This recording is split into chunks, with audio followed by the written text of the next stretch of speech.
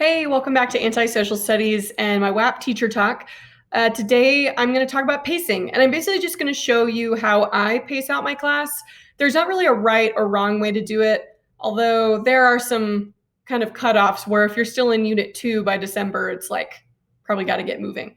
So first, again, I'm going to go way more in detail on each of these units in later videos. So for now, again, those of us who are new to this new content, the AP World Modern, it's now divided into 9 units. The thing I just want to emphasize is that the thing that's more important than the unit numbers is the eras, these years. So it's more important that kids understand that all the things happening in Unit 1 and 2 are occurring in the same time period, 1200 to 1450. So the thing I want you to notice about the narrative is that they sort of go back and forth between talking about what states existed from 1200 to 1450 in Unit 1. And then in Unit 2, it's like, how did those states interact and trade with each other? And then same thing, Unit 3 is like, okay, what empires were powerful from 1450 to 1750? But then Unit 4 is like, and now how are they interacting and conquering and fighting and whatever with each other and back and forth? So these are the 9 units. The more important thing are the years. And what's more important is that they understand when things are happening all at the same time, as opposed to like, they'll never need to be able to cite in a essay, Unit 5, blah, blah, blah. They won't need that. So the key units, right? I mean, because there's some that are always more important than others. This is my personal opinion. I don't like work for the College Board. To me, for the reasons I just described, Unit 1, 3, and 5 can be de-emphasized. You can take some time away. You can go through those units a little bit more quickly. Because again, really those first 3 kind of odd units are more just like setting the stage for like, okay, what civilizations exist or what's kind of happening in the background. For Unit 5, it's mostly industrialization. And then the even units 2, 4, and 6 are like, now let's put it all together and see how the civilizations interacted, see how industrial states went out and conquered the world, whatever that might be. And so I think if you kind of get comfortable with that back and forth, I even have started, like last year, I started lumping the units together. So I would do Unit 1 and have like a little mini test, but we would basically just continue and we'd have our big test at the end of Units 1 and 2. And that really helps solidify for kids in their mind that like, oh, these things are all happening at the same time. Sometimes when you have these like clear demarcations of like, now Unit 1 is over and we're going to move on to Unit 2, in kids' brains, very logically, they think, okay, we're now moving forward in the future. And with this new curriculum, you're not. So I would actually really encourage you to consider grouping either completely or at least, more casually, right? Like Units 1 and 2, Units 3 and 4, 5 and 6, and then the last 3 together. The last unit, Unit 9, is the one you can very much de-emphasize. I have my kids do a quick project where they each take one section of the CED and basically like tell us about it with examples, and then we get ready for the test. After the test is over, we can go back and talk more about the last 30 years, because those are really important for kids to understand. Okay, so what should my calendar look like? This is what my calendar looks like, but it kind of depends because every school starts differently. My school starts around August 18th, so we kind of have the last week and a half of August. So for me, I do think it's like a non-negotiable that teachers should try to be through Unit 4. Before the winter break. Unit 5 is kind of the swing unit that I know in my like APSI the last summer, that was the big debate we were all having, is like, do you try to squeeze that into the fall and then you have this separation because Units 5 and 6 are the same time period, or do you wait but then the spring is jam-packed? I'm choosing to do it in the fall just because I want to leave myself a ton of time for the 20th century. But again, depending on when you start and how quickly you go, Unit 5 could be kind of in either one. And really, if you move Unit 5 over to the spring, that just means you're giving yourself a little less time to review before the AP test. Okay. In terms of organizing your units, I'm going to talk about this for unit by unit later on, but in general, just know that my philosophy, and this is something that helps me go faster, it helps me get through Unit 5 in the fall, and it helps me get to like a 3-week reviewing unit before the AP test, is that I really put the basic content on the kids. Again, I use this MCO book, which just is a really straightforward, it like goes point by point through the CED, and I assign them that reading and note-taking at home, and then they walk in and I'm like, any questions? Okay, I assume you know the basics of the Enlightenment or whatever. Then in class, we can spend more time focusing on skills. We can spend more time focusing on fun stuff that gets kids to like history. And we use content to support those lessons, but it's not the focus.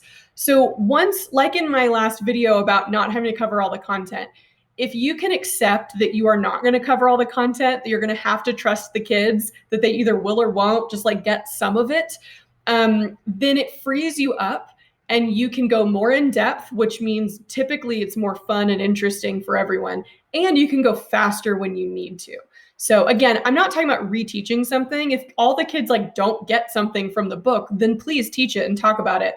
But I just mean kind of free yourself from this idea that you have to be the one giving all the content to the kids, and it'll help you be able to have more flexibility in your schedule. Okay. The bigger thing I want to talk about really quickly is that just like you scaffold and you pace out the units and the content, you should also be pacing out your skills. And so when I have my planning document, I basically have two columns. So I have like all my different class periods, day 1 through whatever. And I say, here's the main content I'm going to cover. Here's what they're going to read at home. Here's the content I'm going to cover. And then I have, here's the skill focus. And so at some point in the fall semester, I explicitly teach each of these skills. So again, the 5 main sort of like basic learning skills they need are reading more advanced texts like textbooks, taking notes, and answering multiple choice questions. You kind of have to get through those pretty quickly because those are the basic tools they need for the rest of the year. The ones you should really spend more time on and go way more in depth are writing and evaluating documents. Then in terms of AP reasoning, the College Board also gives us these 4 C's. And I just refer to them as the 4 C's, and my kids all know what I mean. And this is how you make an argument in history. A kid can't write a good essay without using one or more of these. And so comparison is a little more straightforward, causation, change over time, what's changing, what's staying the same, and then context. So again, just like you do this in your planner for your content, you should think about, obviously, all these skills are going to be used throughout the class. It's not like we don't ever talk about cause and effect until Unit 2. No, but that's when I stop and actually do a lesson on causation. And we kind of get philosophical for a second. And I'm like, how do you explain why one thing leads to another? And we use content to do that. So we're still learning new information. But I kind of stop for a day and say, and the kids sort of roll their eyes, but it's really helpful. I'll be like, how do you compare two things? And it seems really silly, but as someone who's read these essays, some kids really know it and some kids don't. And some kids think they know and then aren't getting any points because they just say, this civilization was this way, this was this way. Anyway, and they don't ever like explain anything.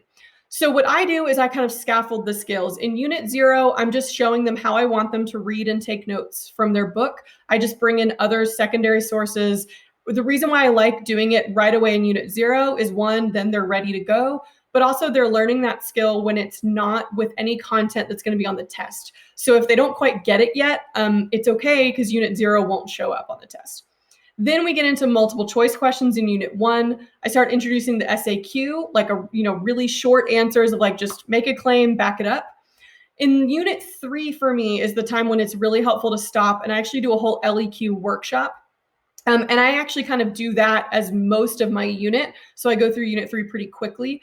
Then we take a break from writing for a little bit. And in Unit 4, we just talk about evaluating documents. Unit 4 is a great unit to do that because almost like all the documents are just so biased, right? It's like a Spanish painting of the Aztecs or an Aztec drawing of the Spanish or whatever. It's like it is ripe for talking about point of view, intended audience, purpose. Then before we leave for the winter break, I get them engaged in the idea of a DBQ. So I might use like a 5-document DBQ, like the ones we just had on this last 2020 test. And I maybe have them write it as a group or with a friend, but I kind of introduce them to that idea. They don't actually sit down and write their own full formal major grade DBQ until January. Then on the same side, right, I talk about these different skills very explicitly. So again, Unit 1, just comparing the different post-classical states is really straightforward. Unit 2, talking about causation, right? How does paper money lead to the rising Silk Road trade? And that leads to the rise of other trading cities. In Units 4 and 5, it's really good to talk about change over time and context, right? Unit 4, you can talk about like there's so much changing in the world with the discovery of the Americas and whatever, but there's also a lot of things staying the same. And really the only one that kind of has to go later is context, right? Because it's hard to explain to kids what context is when they don't have any. So you have to get at least a few units in before you can tackle that. Whew, okay. So that's how I pace out my content and my skills. You can do it however you want. Just know this is what I do and it works pretty well for me. Thank you for joining me. Please make sure you're subscribed so that you see when I post my next video. This is a reminder of the resources I'm making for students and teachers. So make sure that you're sharing these videos with teacher friends who also teach AP World History, and make sure you're sharing them with your students as well.